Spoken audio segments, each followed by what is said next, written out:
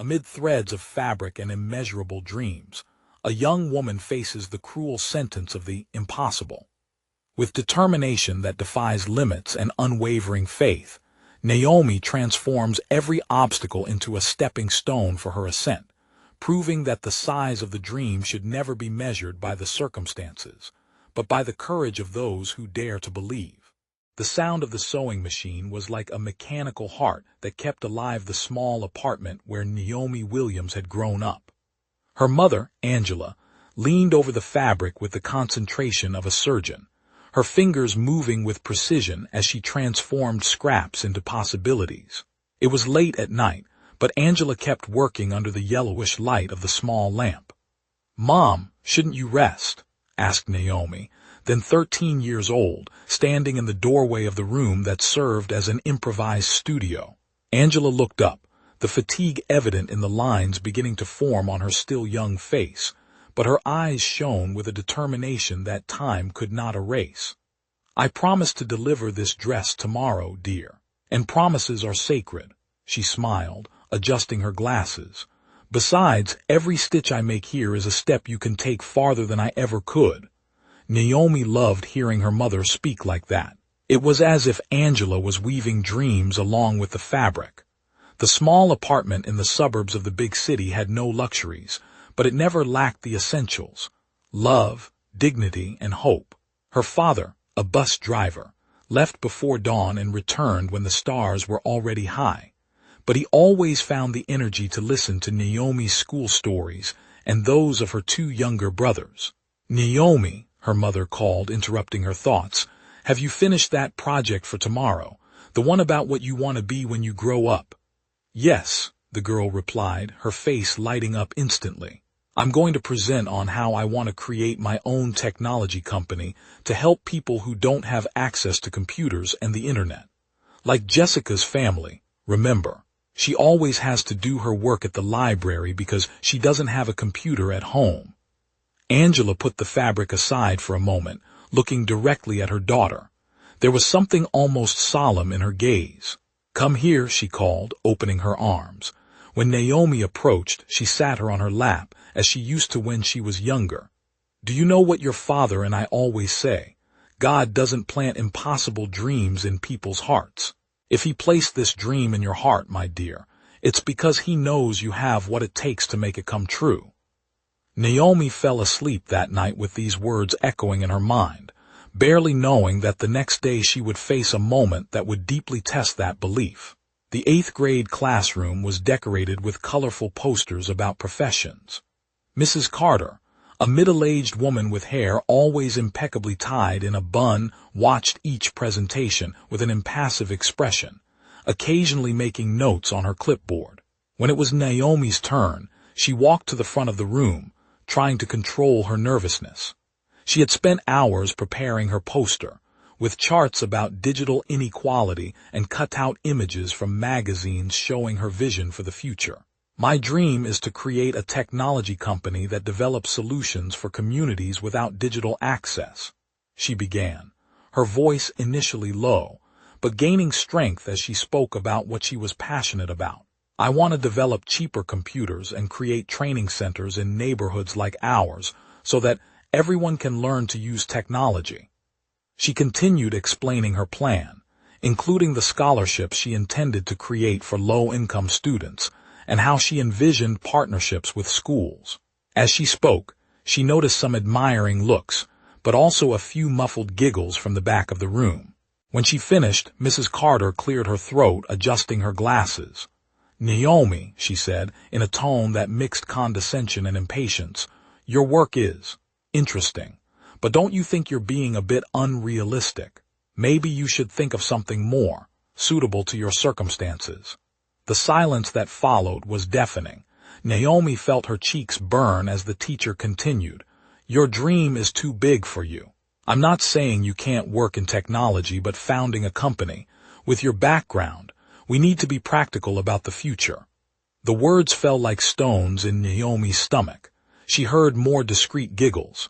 A tear threatened to fall, but she held it back firmly, recalling the nights she saw her mother bent over the sewing machine, never giving up despite the exhaustion.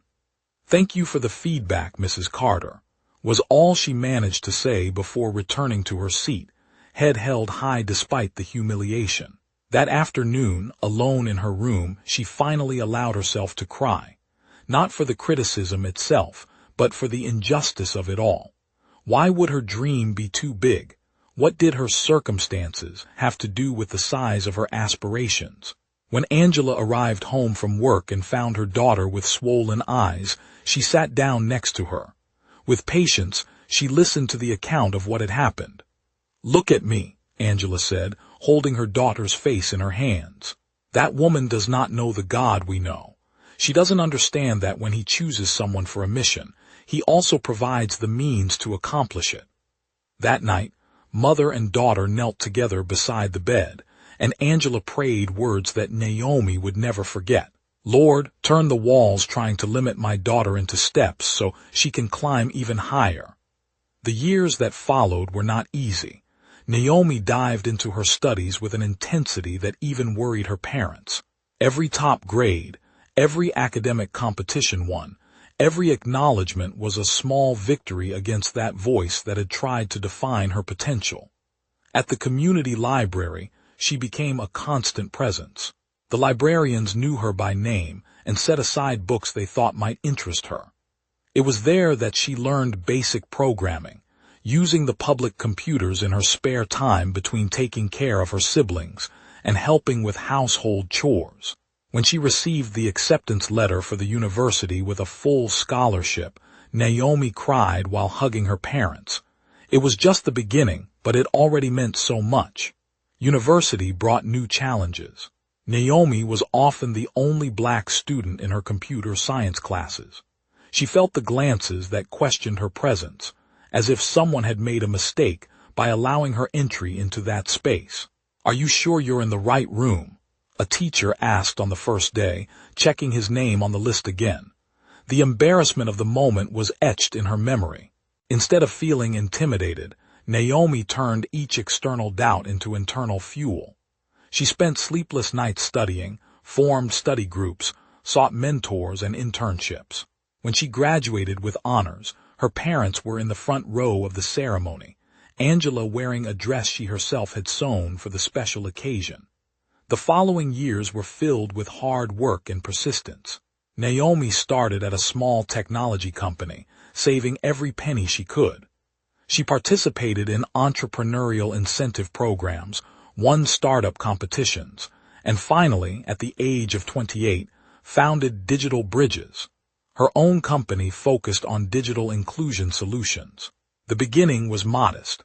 A small rented room, 2 employees besides herself, and many dreams to fulfill. But Naomi had learned to turn obstacles into opportunities. Each closed door led her to knock on another with even more determination. 10 years later, Digital Bridges occupied a modern building in the city center.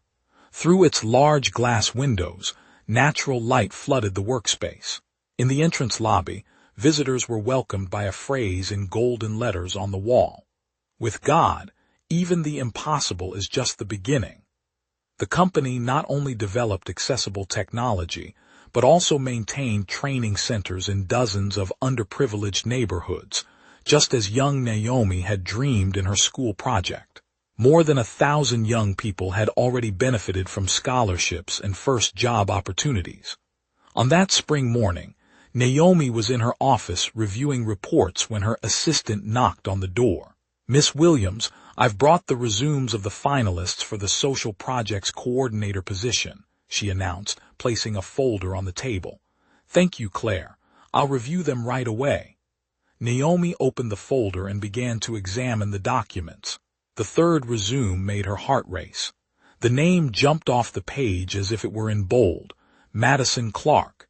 It wasn't the name that caused the sudden discomfort, but the surname combined with other details. Madison Clark, 24 years old, graduated in social management with a master's in educational technology. Daughter of Helen Carter Clark. Mrs. Carter, the teacher who, almost 20 years ago, had planted seeds of doubt in her adolescent heart. Naomi took a deep breath, trying to process the coincidence. Could it really be the daughter of her former teacher? The age matched, and the hyphenated last name confirmed her suspicions. She vaguely remembered comments about Mrs. Carter marrying a Mr. Clark shortly after that school year. She reread the resume, now with heightened attention. Madison seemed exceptionally qualified for the position. She had worked in NGOs focused on education, participated in international projects, and written articles about digital inclusion. Ironically, themes very close to the vision Naomi herself advocated for when she was a teenager. The next few hours were filled with restlessness. Naomi tried to concentrate on other tasks, but her mind kept returning to that candidate and what she represented. A part of her just wanted to discard the resume, not out of revenge, but to avoid the discomfort of confronting a painful past. At the end of the day, she went home earlier than usual. She needed to think. On the way, she stopped at the small church she had attended since childhood. The temple was empty at that time, and she sat in the last pew, letting the silence enfold her. "Lord," she murmured, "what should I do? Why have you placed this choice before me now?" She remained there for almost an hour in silence and reflection. When she finally stood up, there was a clarity that had not existed before. The following morning, Naomi called Claire into her office. "I want you to schedule interviews with all 5 finalists for next week," she instructed. "And Claire, I want to conduct all of them myself." The days leading up to the interviews were filled with inner preparation. Naomi revisited memories, processed old emotions, and sought strength in her faith. When the day finally arrived, she felt prepared, albeit nervous. Madison Clark was the 3rd interviewee. As she entered the room, Naomi immediately noticed the resemblance to her mother, the same light eyes and the same precise way of moving. But there was something different as well, a kindness in her gaze that she didn't remember seeing in Mrs. Carter. "It's a pleasure to meet you, Miss Williams," said Madison, shaking her hand firmly. "I greatly admire the work that Digital Bridges has been doing." The interview began formally, with questions about experience, projects, and vision for the future. Madison responded with genuine enthusiasm, especially when she talked about programs for youth from underserved communities. "What attracted you to this field of work?" Naomi asked, watching her closely. Madison hesitated for a moment before answering. "Actually, it was my mother," she revealed, much to Naomi's surprise. "She was a teacher for many years. When I graduated from college, she told me about a student she had a long time ago, a girl with a dream that seemed impossible at the time, creating a technology company for digital inclusion." Naomi felt a lump in her throat but maintained a neutral expression as Madison continued. "My mother said she doubted that student, that she tried to make her be more realistic." Years later, when she started reading about Digital Bridges in the news and discovered who founded it, she realized her mistake. She never forgot how she had limited that girl's dreams instead of encouraging her. It changed her as a teacher and as a person. Madison smiled sadly. "She always taught me never to tell someone that their dreams are too big. It was because of these stories that I became interested in inclusion and possibilities. To somehow honor that student whose life she could have positively impacted, but didn't." The silence that followed seemed laden with meaning.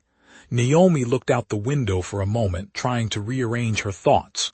"Your mother," she finally said, "was Helen Carter from Jefferson School, wasn't she?" Madison's eyes widened in surprise. "Yes, how did you?" And then understanding dawned in her eyes. "Oh my God, you were that student," Naomi nodded slowly. "I was." What followed was a conversation that completely transcended the interview format.